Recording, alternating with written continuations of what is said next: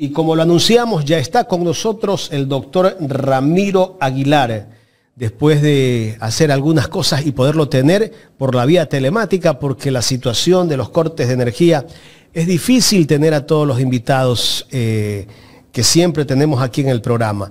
Saludamos con el doctor Ramiro Aguilar. Doctor, buenos días. Gracias por acompañarnos aquí en Ecuador en Directo. Bienvenido. Muy buenos días, Jaime. Un saludo muy cordial a toda la audiencia de Ecuador en Directo. Sí, es complicado. Es muy complicado. Hoy mismo tenemos apagones de entre 6 y 7 de la mañana hasta la 1 de la tarde.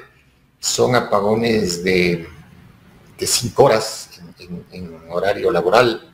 Y luego a las 5 de la tarde vuelve el apagón hasta las 12 de la noche. Entonces, es un problema muy, muy serio el que está atravesando el país a la altura de la pandemia.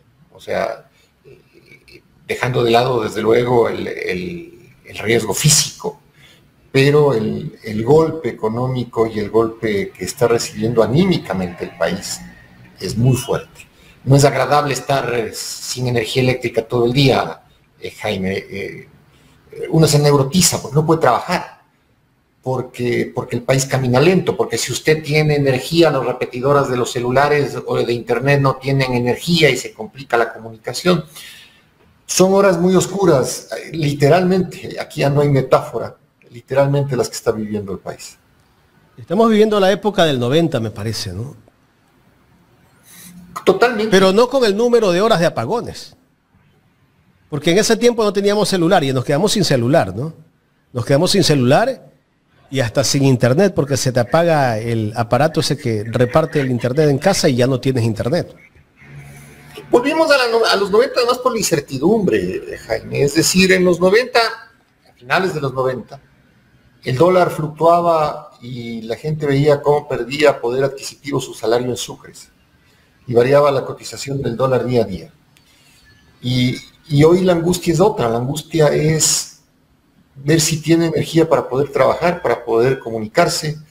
El día jueves es una incertidumbre, es decir, se inventó el presidente Noboa un feriado absurdo, innecesario, y la gran incógnita en el sector privado es si se va a trabajar o no. El golpe a quienes viven el día a día, es decir, a los pequeños emprendimientos, a los microemprendimientos, es muy grave, muy fuerte. Entonces no era el momento de mandar a las casas. Y Noboa lo ha hecho con una simpleza terrible, y poco le importa el país. Yo creo que eso es lo que más duele, ver una clase política en general a la que poco o nada le importa el país. Es terrible, ¿no? Y bueno, dice que es para que se reactive el turismo, pero ¿cómo se va a reactivar el turismo con apagones de 14 horas diarias? O sea, ¿dónde me voy? ¿Dónde me voy? Eso es como burlarse, me parece. Me explico, o sea, esa es una tontería. Mire, el problema de Noboa, aparte de que es inepto, es que es mentiroso. Él tiene un conflicto permanente con la verdad, rehúye la verdad. Por último, era más fácil decir, señores, estamos muy mal en el tema de las cotas en las centrales hidroeléctricas y necesitamos paralizar un día el país. Así que se paraliza por eso. Fin del cuento. Y nos guste o no nos guste, es la realidad. Pero la mentira, el engaño, el eufemismo, el cinismo, el discurso vacío, la frase supuestamente ingeniosa, que termina siendo simplemente la canción tonta que arrulla las noches de la gente muy simplona, es lo que le tiene a este país así. Ese divorcio permanente que tiene Noboa con la verdad nos enardece a los ecuatorianos porque nos trata como tontos, como absolutamente tontos. Turismo, ¿dónde vamos a ir con 14 horas de apagón? ¿Dónde vamos a ir si no hay trabajo? ¿Dónde vamos a ir si hay inseguridad y te matan en las vías? Entonces, yo creo que aquí ya hay que castigar la mentira del gobierno. Pero el periodista que lo entrevistó el día domingo, Rafael Cuesta, él dice que notó que conversó con un presidente sincero y que no le miente. Al final de la entrevista, él se sentía hasta sorprendido de haber tenido a alguien que en realidad le estaba hablando con toda la verdad.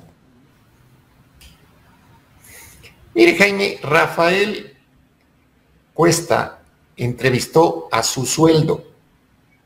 Y todo el mundo cuando le hace preguntas al sueldo, está contento, pues está feliz. O sea, yo no he visto nunca un tipo que se pelee con el sueldo.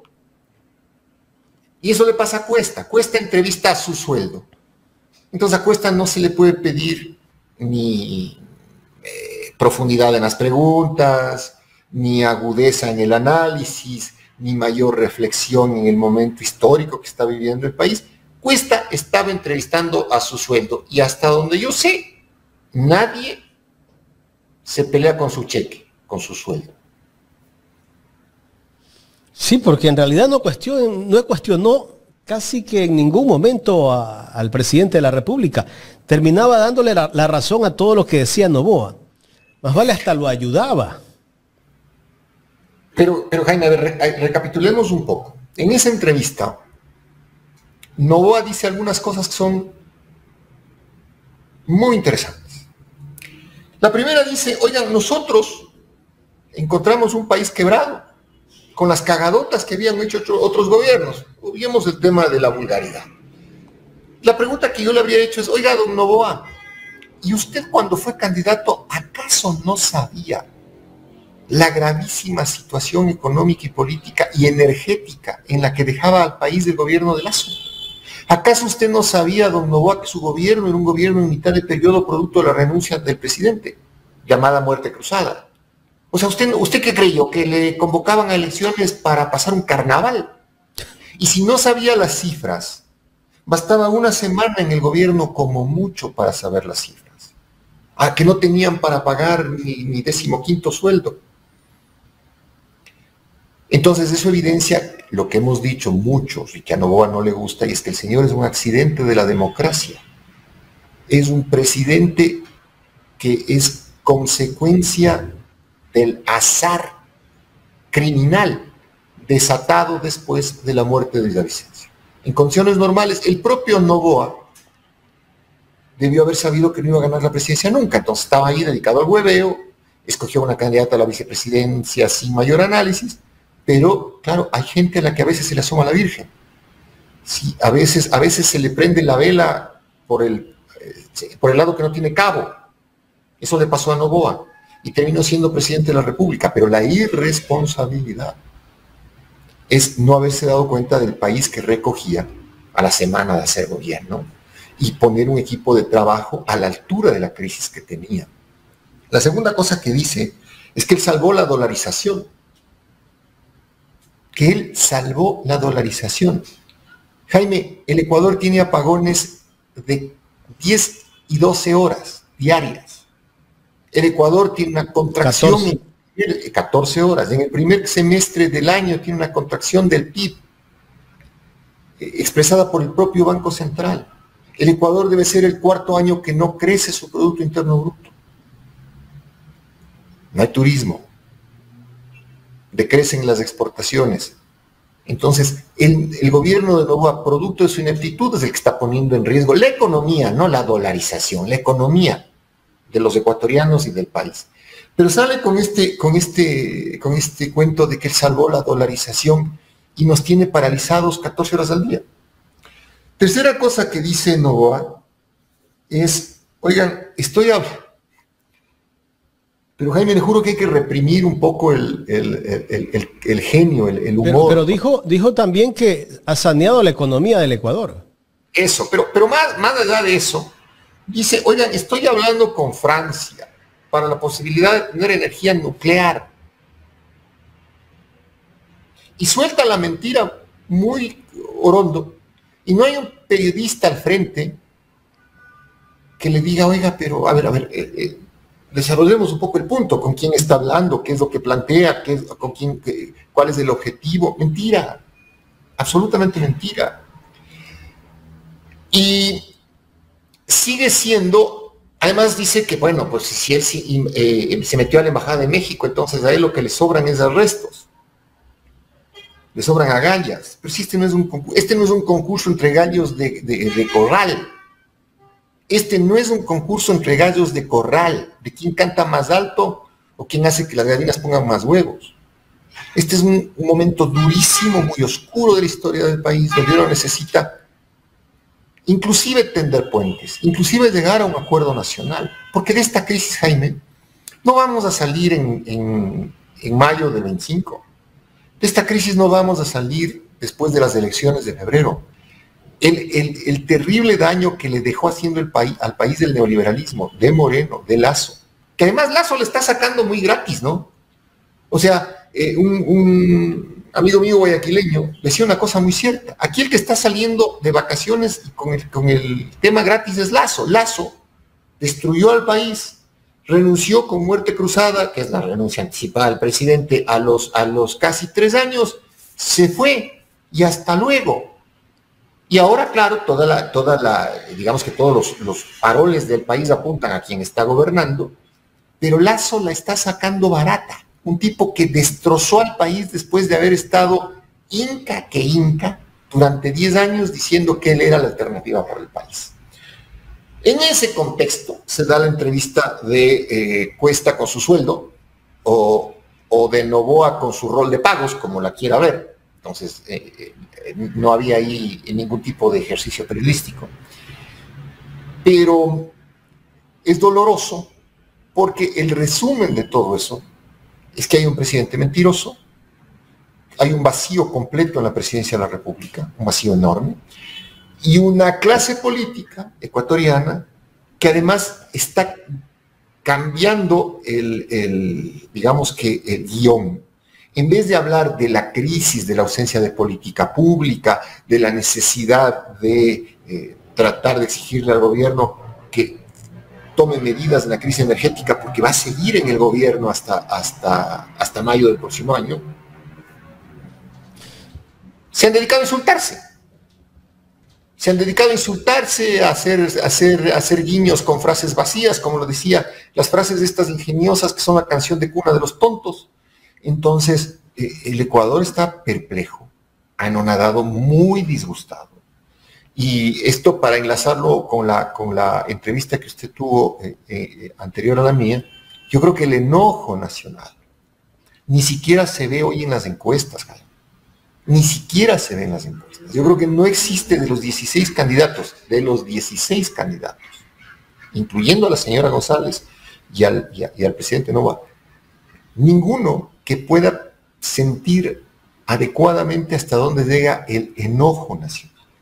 El enojo del ciudadano de a pie que está fastidiado, que está empobrecido, al que le mienten incluso con el tema del refinanciamiento de las deudas. Le han dicho, te van a refinanciar las deudas, pero ¿qué van a hacer los banqueros? ¿Van a capitalizar interés? ¿Van a hacer anatocismo? ¿Van a diferir los pagos, pero van a capitalizar el interés, mejor dicho? Seguirán cobrando los intereses. Exactamente. Entonces, más negocio para ellos. Exactamente, Jaime, es un negocio para ellos, pero esa ira nacional, que la tengo yo, la tiene usted, la tienen muchas de las personas que nos están escuchando en este momento, tiene que traducirse en el voto. Y ahora mismo, Jaime, yo le soy absolutamente claro, yo procuro analizar la realidad política del país y hoy mismo no sé ni por quién votar. O sea, a ese punto he llegado, no sé por quién votar. Veo candidaturas muy vacías. Veo gente que no tiene ni idea de la dimensión de la crisis. Le repito, esto no se va a arreglar en mayo. Pero el presidente ha dicho que en diciembre arregla el problema. En diciembre puede llover, Jaime, y va a llover porque en algún punto va a llover. Pues, es decir, en diciembre probablemente el clima cambie, es lo que está anunciando las personas que conocen de esto, que va a haber un frente de muchas lluvias en la Amazonía, pero es la naturaleza. Y uno no puede atribuirse como un logro de gobierno el giro climático de la naturaleza. El problema es que la economía como tal, la economía en su conjunto, este Ecuador que no crece, que está estancado, que al contrario deja de producir y disminuye su Producto Interno Bruto, es un Ecuador que está literalmente ignorado, puesto en una casa de empeño que se llama el Fondo Monetario Internacional. Y hoy mismo el presidente Noboa ha dicho, a propósito, volviendo a la entrevista con con el sueldo cuesta, ha dicho que hoy él recibió con un país con 4.000 millones de dólares en caja y que ahora tiene 4.000 millones en reservas y que hoy tiene 8.000 millones en reservas. Y que no ¿Eso las no es quiere burlarse de la gente? Pero además eso es lo que tiene que pagar este año por concepto de deuda contraída desde el gobierno de Moreno. Pues. O sea, no, por eso quiero enfocar aquí el análisis de una manera correcta. Es decir, la cara del naipe ha sido hoy Noboa, antes fue Lasso, antes Moreno, pero el nombre de la enfermedad se llama neoliberalismo. Y es a esa enfermedad a la que tenemos que ponerle remedio en las elecciones de febrero del próximo año. Correcto, estamos dialogando con el doctor Ramiro Aguilar. Doctor, ¿qué hubiese pasado si el que entrevistaba al presidente Noboa no era el sueldo o la rocola? Hubiese sido un periodista severo, ¿le podría haber tumbado la campaña presidencial o la carrera presidencial a la reelección? Yo creo que lo primero que le habría hecho es confrontarle con la verdad. Es decir, decirle, presidente, los hechos son estos. A ver, no se trata de que el periodista vaya a pelear con el presidente. No, es que cuando él miente, alguien que lo cuestione de verdad al presidente de la República, se va a poner nervioso. Exacto, pero ¿con qué confronta el periodista de veras? No confronta con palabras, confronta con la verdad. Es decir, claro. Decirle, a ver, presidente, cálmese un ratito, a ver, espérese un ratito. Usted dijo que no iban a haber apagones, que inclusive iban a disminuir los apagones y nos pone apagones de 14 horas. A ver, presidente, bájese un ratito. Usted dijo que le habían boicoteado las centrales hidroeléctricas. Un vocero suyo, Vera, dijo incluso que habían saboteado el embalse. Oiga, presidente, cálmese un ratito. Usted dice que está conversando con los franceses en temas de energía nuclear. ¿Con quién conversa? ¿Cuál es el alcance de lo que está conversando? Dígame con quién para yo poder llamar al tipo con el que está conversando y ver si lo que usted me está diciendo es cierto. O comunicarme con la prensa francesa y decirles, vean, confirmen esto. Oiga, usted tiene 8.000 millones de dólares en reserva y no las quiere gastar. Si nos estamos desapareciendo como país, no puede ni siquiera contratar una termoeléctrica, una barcaza. Y oiga, presidente, esto me parece básico. Oiga, presidente Noboa, y en todo el Pacífico Sur, que no es cosa menor, en todo el Océano Pacífico Sur, la única barcaza generadora de energía eléctrica que estaba disponible es la que trajo usted. O sea, no había más. No hay más barcazas. O el problema es que a usted el Fondo Monetario no le autoriza a usar el dinero. Eso era confrontar con la verdad, con los hechos, las posiciones del presidente. El periodista no tiene por qué pelear con el entrevistado. Tiene que confrontarle con la verdad. Yo no soy periodista, yo soy abogado, pero yo quiero, cuando escucho una entrevista, que quien está dando la entrevista me ilustre sobre lo que yo estoy viviendo, sobre mi realidad. Pero que no me cuente un cuento de una película de vaqueros, pues que no se invente una película de vaqueros. Porque además yo tengo derecho como ciudadano a estar informado de la dimensión de la crisis. Tengo derecho a que la gestión de gobierno sea transparente. Tengo derecho a exigir que rinda cuentas del gobierno. Y nada de eso se ha hecho hasta ahora. ¿Noboa es auténtico, doctor? En su cinismo sí, pues, sin duda. En su cinismo sí. Es un tipo vacío, cínico. Un hombre sin idea de gestión pública. El problema es que le quieren fabricar la imagen, los medios corporativos grandes, de que es un hombre que está haciendo gestión pública.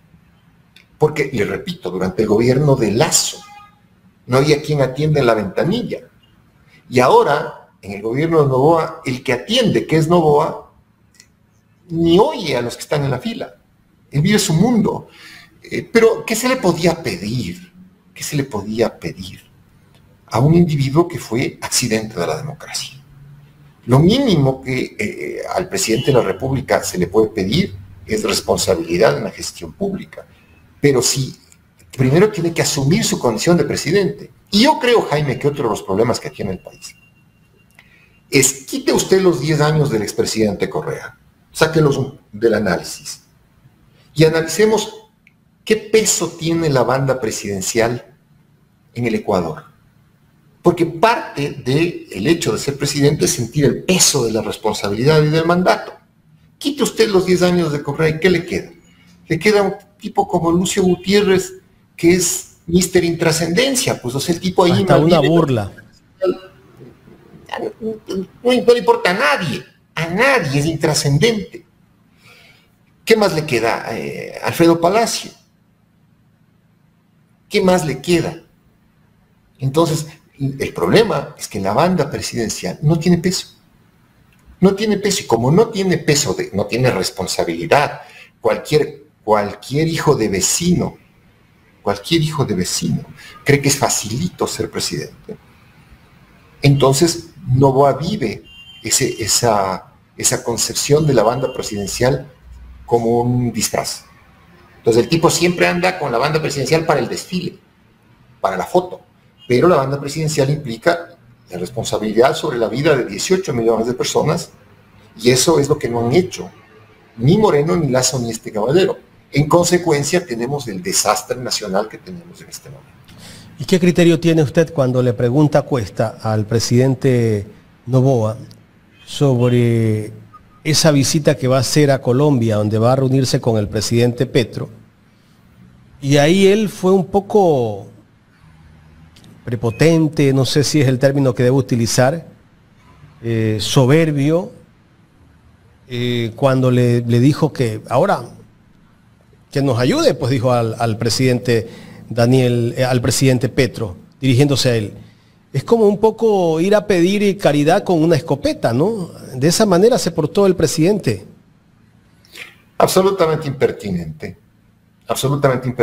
pero ¿qué se puede esperar de un gobierno que no tiene política exterior? O sea, ese es otro problema del país. No tiene política económica, no tiene política energética, no tiene política exterior.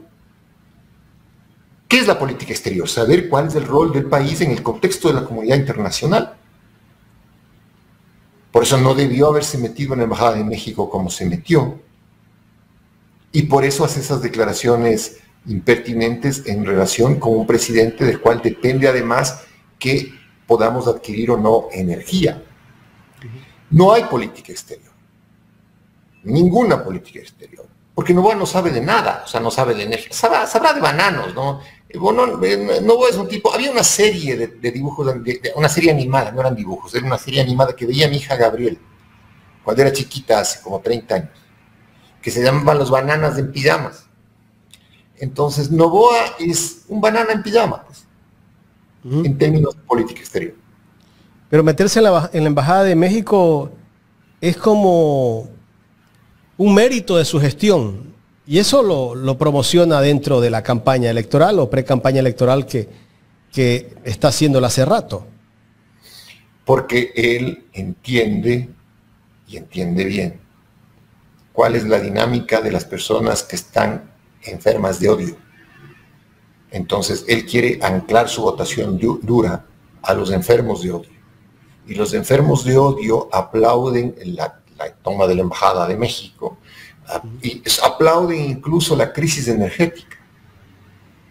El enfermo de odio es un tipo que tiene una enfermedad terminal, autodestructiva y autoinfligida. Y ese enfermo terminal autodestructivo es el que nos ha llevado como país al nivel de crisis que tenemos. Juicio político a la ministra Mónica Palencia, doctor Ramiro Aguilar. ¿Se merecía que sea destituida Mónica Palencia? Sí, sin duda merecía la destitución, pero el movimiento Construye le perdonó la vida política. Muy al estilo de lo que hace Construye, ¿no? Construye también es un heredero de la necrología. Construye es un heredero de la muerte de Villavicencio.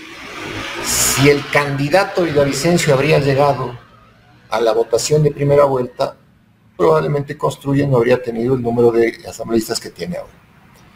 Y fieles herederos de la necrología, entonces quieren mantenerse en esa línea, que es una línea pirata, ¿no?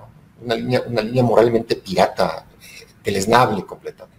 Ellos le salvaron, y la señora Place, que además hay un lío ahí, porque ¿no? Mire, una ministra que no ha podido sembrar en la mente de los ecuatorianos su identidad, es una ministra intrascendente. Y no puede haber un ministro o ministra intrascendente en una rama tan importante como el Ministerio del Interior. En consecuencia, la señora debió haber sido censurada por irrelevante, por incompetente, por tenerle al país en la crisis de seguridad que tiene, pero no fue censurada. Y hay que pasar la página, Jaime, y hay que pasar la página porque no puede la Asamblea atorarse en lamerse las heridas de un juicio político que no fue. La Asamblea tiene que dejar de insultarse, tiene que concentrarse en la tarea de fiscalización del gobierno, independientemente de que los juicios políticos se ganen o se pierdan, pero no puede quedar ausente. Y desde luego, movimientos políticos como Construye, que son movimientos necrológicos, van a seguir allí, Construye va a seguir allí. Lo que hay que hacer como elector es tratar de pensar en la política de los que estamos viviendo una crisis terrible y no de aquellos que, como gallinazos, crecieron a la sombra de los muertos en la política. Eso es Construye, ¿no? Sin duda. Creció como gallinazo. Doctor, ¿usted cree que hubo un acuerdo con el gobierno? Sin duda, pues en la Asamblea nada es gratuito. ¿Y por qué no le califican la lista de asambleístas nacionales?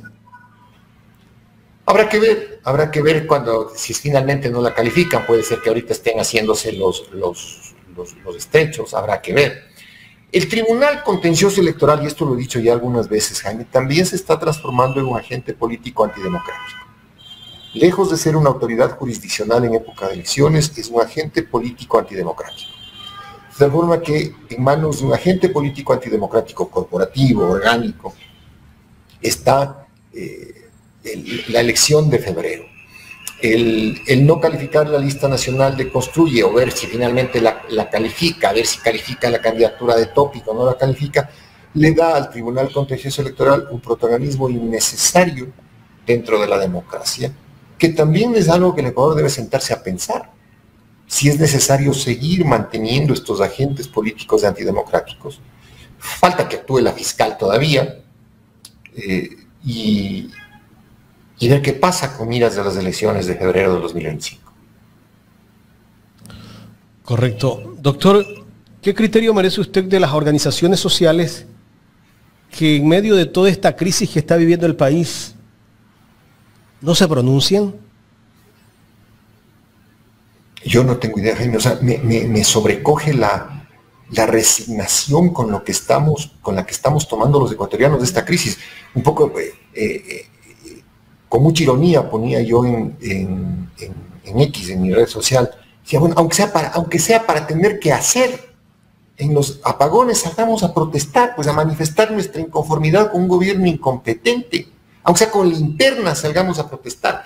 Pero todo gobierno necesita saber que sus ciudadanos se encuentran absolutamente inconformes con su forma de conducirse.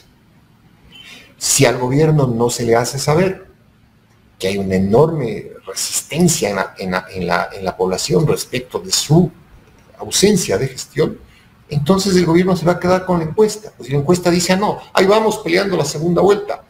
Y me asombra la resignación, la cobardía, porque hay que usar las palabras correctas, ¿no? La resignación, la cobardía, esta sensación de derrota, de fracaso, que está viviendo toda la sociedad ecuatoriana, toda completamente. A veces uno dice, ya, ¿para qué escribo? ¿Para qué hablo? ¿Para qué? Es que la gente protesta ahora desde el X o Twitter o desde las redes sociales y creen que desde ahí están haciendo un gran trabajo. No, es una forma de protestar y es una forma válida de protestar. Pero también hay que salir a la calle hay que sacudirse el miedo, la cobardía. Y ese es el gran legado de la señora Romo, ¿no? La señora Romo, la palabra exacta es, castró la resistencia nacional. Es decir, la represión de octubre del 2019 fue tan brutal, tan criminal, que ha dejado una estela de miedo en la sociedad ecuatoriana. No en vano muchas personas perdieron sus ojos con balas de goma, fueron duramente reprimidas. Hay un asambleísta incluso. Exactamente, entonces ese efecto castrante en términos de ejercer el derecho a la resistencia, que es herencia de los gallinazos de Construye y de la señora Romo, mató la resistencia en el Ecuador. Y no podemos vivir a expensas de la CONAIE, pues, o sea, no podemos vivir a expensas de que la CONAIE decida movilizarse. Los ecuatorianos debemos, sea en redes, sea en la calle, pero debemos ejercitar nuestro derecho a protestar.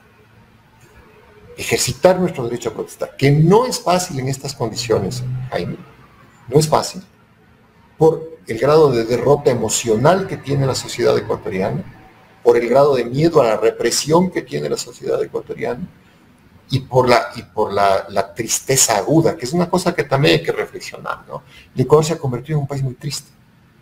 ¿Usted cree que tal vez, probablemente, la gente vuelva a confiar en Noboa y le dé el voto? No sé, yo creo que no. Yo creo que la elección está abierta, completamente abierta, Jaime. Yo creo que ni la señora González debería darse por segura de entrar a la segunda vuelta.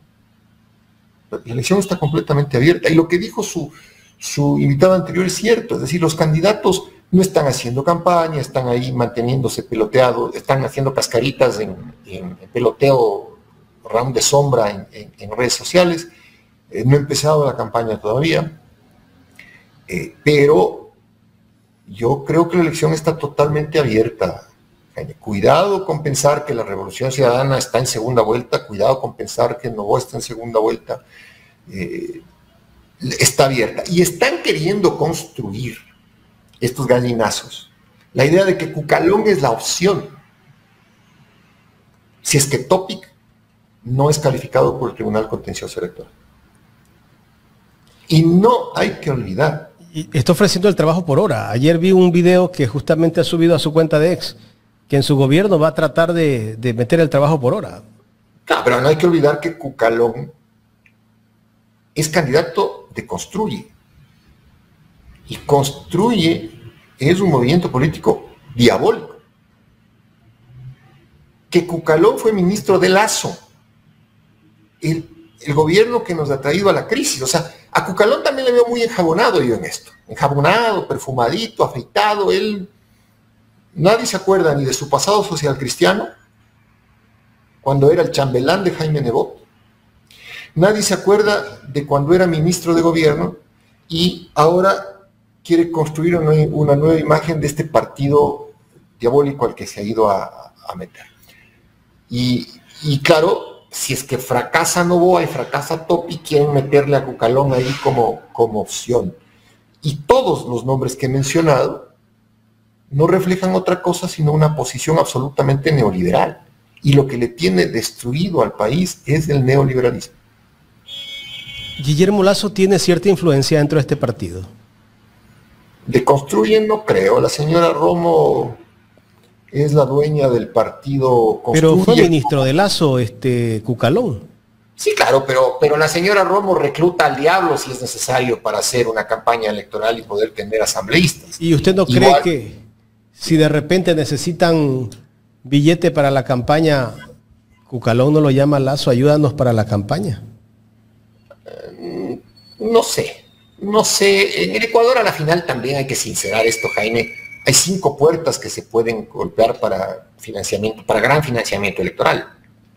5 puertas para gran financiamiento electoral. Porque es también un país. Aquí hay grandes fortunas, pero hay 5. Sería interesante nombrarlas. ¿Cuáles son? A ver. Usted podría golpear la puerta de Deller, de Heller, de la señora Mónica Heller, la presidenta de la Cámara de Comercio de Quito, podría golpear la puerta de Roque Sevilla, golpear la puerta de los herederos de Serlinsky, podría golpear la puerta de Fidelegas, podría golpear la puerta de Guillermo Lasso, podría golpear la puerta de los señores Wong, podría golpear la puerta de los Noboa. De los mismos Noboa. Ellos financian. Exactamente. No sé, se me podría estar... Porque son grupos económicos, a ver, y tampoco es que... Claro, ellos no se pelean con los que están de candidato y tienen posibilidades. Yo recuerdo en la época de Rodrigo Borja, un yerno de Noboa era gobernador del Guayas, Osvaldo Molestina. Correcto. Pero Borja era un tipo... Yo admiro mucho a Rodrigo Borja. Nunca voté por él. Nunca he votado por Izquierda Democrática. Jamás en mi vida. Y no creo que lo haga. Pero Borja era un tipo que merece mucho respeto. Y Borja, de la oligarquía que le financió, terminó nombrando gobernador de Guayas a Osvaldo Molestina, que era un tipo instruido, que era un tipo respetable, que era un tipo que tenía mucho sentido al menos de las líneas que separan la política de la oligarquía, llamémoslo así, porque Rodrigo Borja las tenía. Volviendo al tema de los grupos económicos, entonces no tiene usted muchas puertas hay pocas puertas para golpear en términos de financiamiento, de macrofinanciamiento de campaña. Pero ese financiamiento es a cambio de algo. Todo grupo económico financia a cambio de algo, es decir, aquí no hay filantropía política, Jaime. El que crea que al golpear una de esas puertas... Alvarito es filántropo, lo condecoró el hijo. Está loco, están locos. Aquí en el gran financiamiento de la campaña, aquí no hay filantropía política. Por eso, frente a ese macrofinanciamiento de campaña, los ecuatorianos, para poder ejercer un equilibrio democrático, debemos pulsar el territorio, pulsar al ciudadano común y corriente. Y ahí es donde yo encuentro una enorme ira, Jaime, una enorme ira. Ese ciudadano que está muy golpeado, que viene golpeado desde el 2019, son muchos años, ya son 6 años. Ese ciudadano está muy enojado. Entonces, esta elección queda muy abierta. Es una elección que está completamente indescifrable. Como toda elección, pero digamos que esta particularmente. Doctor, quiero agradecerle por su tiempo en esta mañana aquí en Ecuador en Directo. Les mando un abrazo grande, que tengan un buen día. El doctor Ramiro Aguilar Torres conversando con nosotros en Los Especialistas de Ecuador en Directo.